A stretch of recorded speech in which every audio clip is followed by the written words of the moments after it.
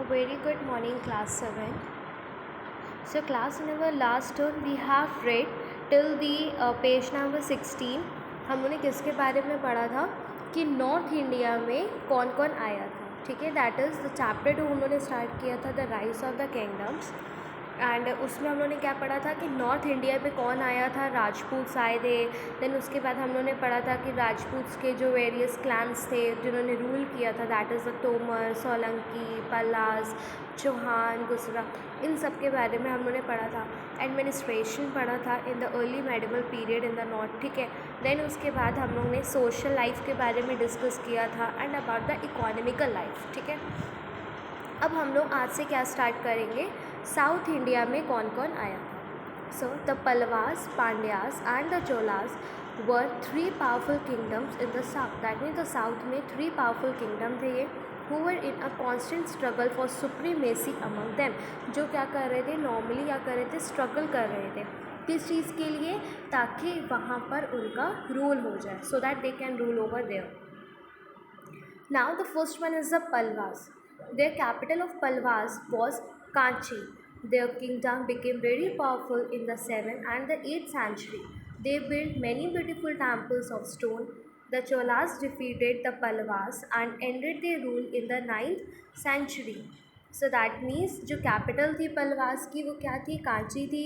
वो most powerful kingdoms थे कब, 7th सेंचुरी और 8th सेंचुरी के बिटवीन. उन्होंने बहुत ज़्यादा ब्यूटीफुल टेम्पल्स भी बनाए थे और उन्होंने पलवास जो पलवास थे वो किससे डिफीट हो गए थे, चोलास से. ठीक, और उनका जो रूल था वो 9th सेंचुरी में ख़त्म हो गया. So that's why they have said here that कि उनका जो रूल था वो कब था, 7 से 8 तक था. तभी तो देखो 9th में कौन आ गया था, चोलास आ गए थे. Now let us study about the Cholas. The Cholas ruled in the South India for nearly 4 centuries. That means 4 century तक. सो एक सेंचुरी कब तक की होती है, 100. तो 4 सेंचुरी का मतलब क्या हो गया, approx 400 years. Their capital was Tanjore, जिसको अब क्या बोलते हैं, Thanjavur. Vijayalaya was the first Chola ruler who ruled the region north of the river Kaveri. They are also called Imperial Cholas because they established a powerful empire in the South India. So the most important जो थे ruler में से south की तरफ वो हमारे चोलाज ही थे. Now the next one is the Pandyas. The Pandyas ruled the region around present day Madurai. That means अब उसको क्या हम लोग बोलते हैं, मदुराई कहते हैं. It was their capital. Also, it was their capital also Madurai. मतलब जो मदुराई था वहाँ पर उन्होंने रूल किया था और उनकी कैपिटल भी मदुराई ही थी.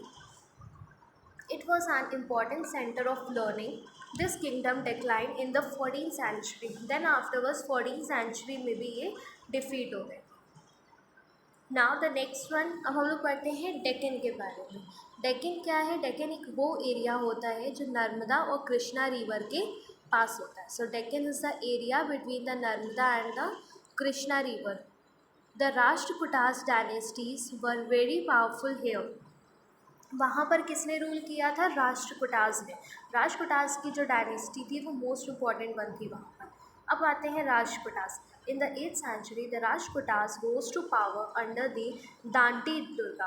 Their capital was Malkhed, near modern Sholapur in Maharashtra. That means उनकी कैपिटल क्या थी, मलखेद थी, जो किसके पास थी, महाराष्ट्र में मॉडर्न शोलापुर के पास उनकी कैपिटल थी मलखेद. The Rajputas kings were great supporters of art. That means वहाँ मतलब उनके बीच में क्या था, आर्ट बहुत ज़्यादा फेमस थी.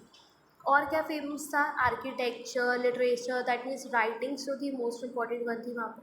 दे also encourage the growth of the regional languages, especially Kannada. So the most important languages spoken by the Rajputas were the Kannada.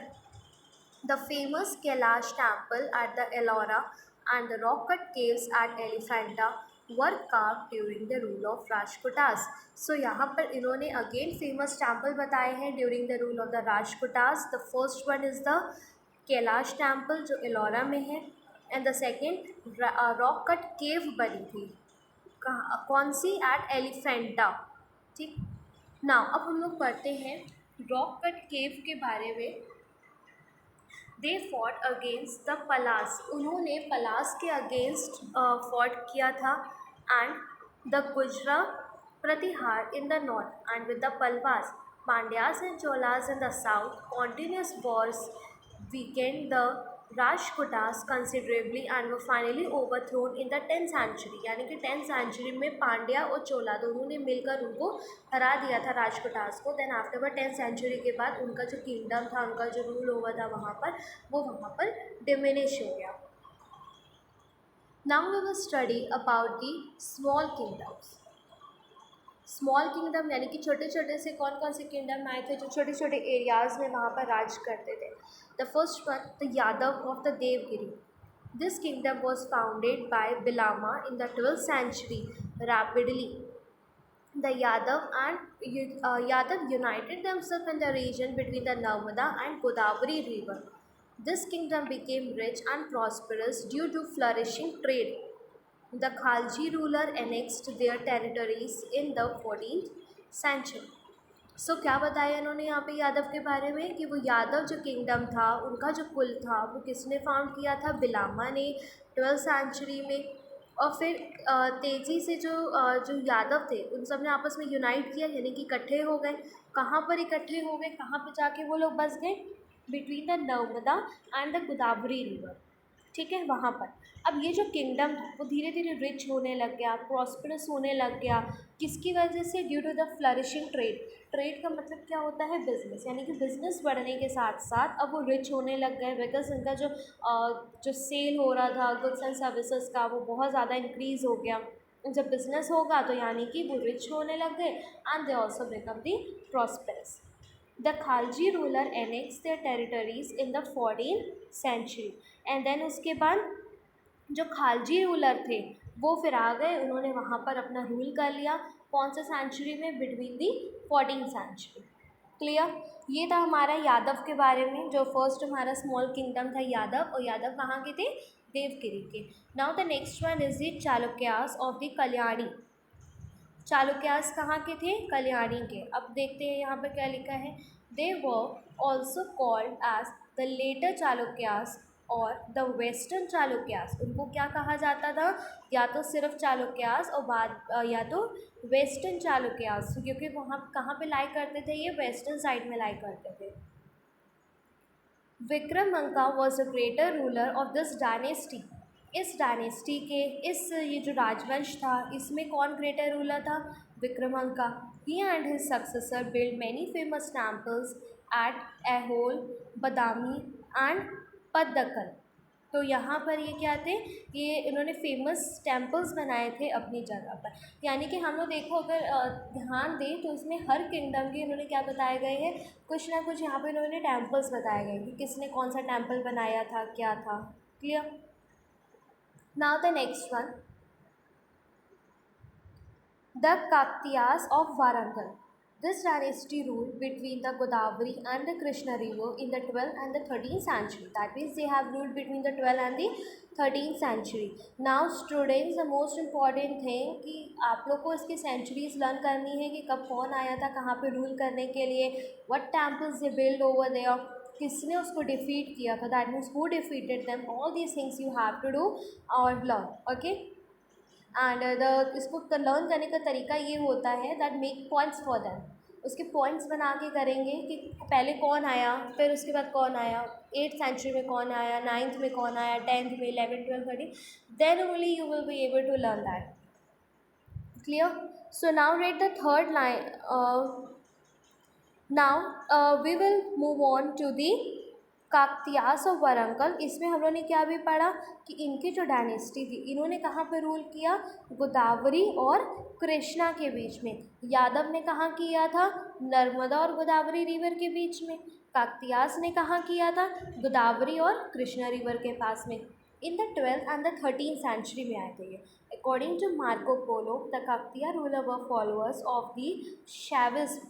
The rulers supported Sanskrit and Telugu. These are the languages which were supported by the Kaktiyas of the Warangal. The kingdom was captured by the Sultan of Delhi in the early 14th century. देखिए again यहाँ पर इन्होंने क्या बता दिया कि ये kingdom कब ख़त्म हो गया था? इनका राजवंश ख़त्म हो गया था 14 सेंचुरी में। आए कब थे? 12 से 13 सेंचुरी, ठीक है। फिर उसके बाद 14 में ख़त्म हो गया। 14 में कौन आ गया वहाँ पर? सुल्तान आ गए थे दिल्ली के। Now the next one is Hoysalas of Dwarasamudra. They rule the region covered by the present day Karnataka. अब ये कहाँ पे इन्होंने जो रीजन था वो कौन सा कवर किया था? कर्नाटका का region. The most powerful king of this kingdom was Vishnuvardhan. So again यहाँ पर आपने क्या लर्न करना है कि इसका पावरफुल किंगडम जो था वो कौन था? विष्णुवर्धन, ठीक है। अब हम लोग नेक्स्ट देखते हैं case study of the Cholas. इन्होंने यहाँ पे क्या बताया है अब इसके बारे में हम लोग ऐसे ऑलरेडी देख चुके थे। The Cholas dynasty emerged as the strongest dynasty in the south during the early medieval period. जिस तरीके से नॉर्थ इंडिया में कौन आया था? राजपूत आए थे। In the same way south में कौन था? चोलास थे। Most famous Cholas king was Raja Raja one and the Rajendra Chola. ये डायनेस्टी क्या बन गई थी? Military, cultural power and economic under the rule. यानी कि इनकी जो डायनेस्टी थी, यानी कि इनका जो राजवंश था, मतलब यही सब कुछ हो गया था क्योंकि बहुत ज़्यादा पावरफुल थे ये। देन उसके बाद हम लोग पढ़ते हैं राजा राजा वन। ये कौन था हमारा? ये था फेमस चोला किंग, उसके बारे में। He was a powerful king between the 985 to 1016 CE. He defeated the following rulers to expand his empire: Cheras at the Thiruvananthapuram, Pandya at Madurai, Chalukyas in the Deccan. यानी कि उसने बता रहे हैं कि क्या कौन कौन सी जगह उसने डिफ़ीट करी थी, यानी कि यहाँ पर उसने अपना हक जमा लिया था इन 3 जगह पर। और वो किस लिए फेमस था? He was famous for constructing the beautiful Brihadeeswara temple in Thanjavur. Thanjavur में हम लोग यहाँ पे पिक्चर देख रहे हैं कि कितना फेमस टेम्पल है ये यहाँ पर इन्होंने बिल्ड करवाया था। Now the next is the Rajendra Chola. He was the successor of the Raja Raja one, ठीक। He cross the river Ganga and defeated the ruler of Bengal name Mahipal. Mahipal को इसने डिफीट किया था। Therefore he was also called Gangaikonda और the conqueror of the Ganga. क्यों? क्योंकि कौन सी river cross करी थी? गंगा। तो गंगा से ही इसका नाम वहाँ पर क्या पड़ गया? गंगाईकोंडा या conqueror of Ganga. He was followed by his 3 sons one after the other after his long rule। यानी कि उसके लॉन्ग रूल के बाद, मतलब एक तरीके का क्या हो गया ये मोनार्की रूल हो गया, मतलब वही जैसे जो सक्सेसर वाला अपना चलता है, ठीक है। क्या हो गया उसके बाद? उसके एक के बाद एक तीनों बेटे आते रहे, फिर उन तीनों ने भी वहाँ पर रूल किया। The next is inscription of Cholas. They are the most important sources of the Chola dynasty. They give us information about the following. किसके बारे में information देते हैं? Details of the land grants, कौन कौन सी लैंड्स उनको दी गई थी, डोनेशन, कितना उन्होंने डोनेशन किया, military achievement of the rulers, यानी कि क्या क्या मिलिट्री अचीवमेंट थे, देन रेवेन्यू कलेक्शन, कितना पैसा वो कलेक्ट करते थे, इन सब के बारे में हमने देखा। Next, their inscription are engraved on the stone walls of the temples and also on copper plates.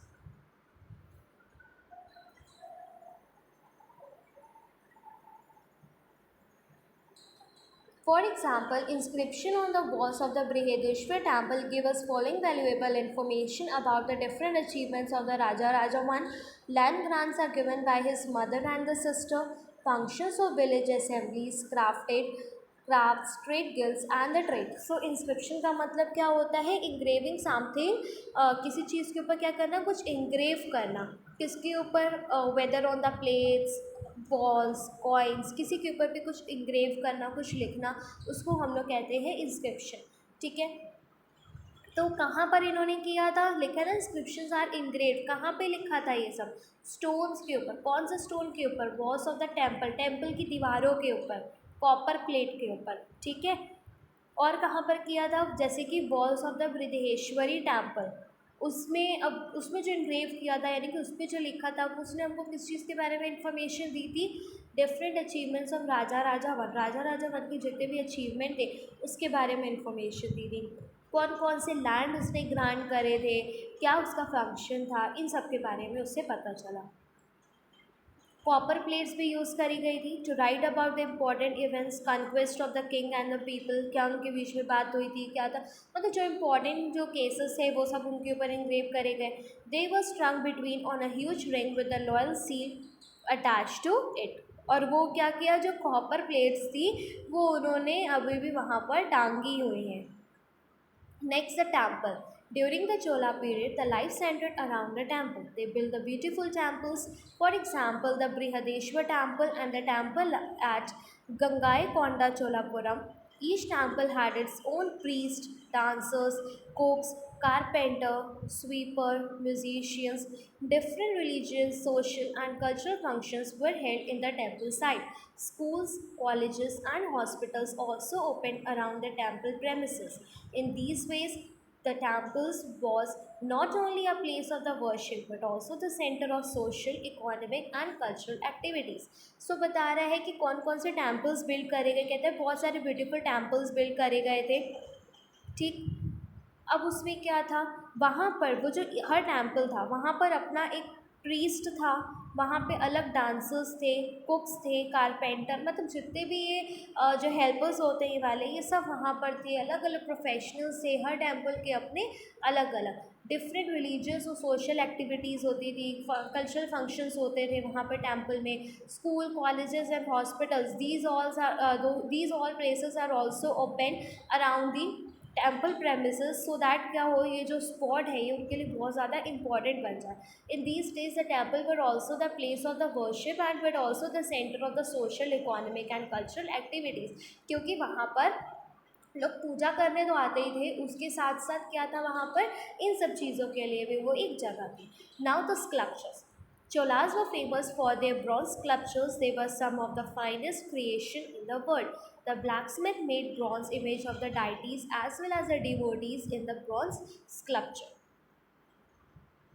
Trade में क्या लिखा है, they had a prosperous trade with the China and the Southeast Asia. The chief ports of the Cholas were Kaveri Pattanam and Nagapattinam. The main item of trade of the Cholas were camphor, sandalwood, perfume, cotton goods, glassware, some precious stones and ivory. Ivory का मतलब होता है elephant के teeth को कहते हैं ivory. ठीक है, कैम्फर जैसे कि कपूर हो गया, सैंडलवुड जैसे कि चंदन हो गया. ठीक है, ये सारी चीज़ों का ट्रेड होता था, यानी कि बिजनेस होता था किसके साथ, चाइना और साउथ ईस्ट एशिया के साथ, जिसकी वजह से वो लोग रिच हो गए. देन अब डिक्लाइन, अब कैसे ख़त्म हुआ उनका जो रूल था वहाँ पर. Cholas dominated the south until they become weak due to the constant war with the Chalukyas. उन्होंने क्या किया था, साउथ को डोमिनेट किया था. कब तक, जब तक कि उनका चालुक्यास के साथ वॉर नहीं स्टार्ट हो गया. So that means they have decline only due to the Chalukyas and they were replace by the following kingdoms. कौन कौन आ गए वहाँ पर, जैसे कि पांड्यास आ गए थे मदुराई के, Yadav of the Devagiri, Hoslas of the Halibut and Kaktiyas of the Warangal. That means they all were replaced at the place of the Cholas. ठीक है. So class, now we have completed our chapter 2 explanation part. Now in our next turn we will do the back exercises, or I will attach it with this lecture. Clear? So in the next turn we will do the short question answers and then afterwards the long question answers defined. Clear class? And now if you have any doubt regarding this chapter, then you can ask from me. Okay class? So thank you class. I hope you all will read this chapter very carefully और इसके notes बनाएंगे, because बिना notes के ये chapter learn नहीं हो पाएगा. ठीक है? So thank you class.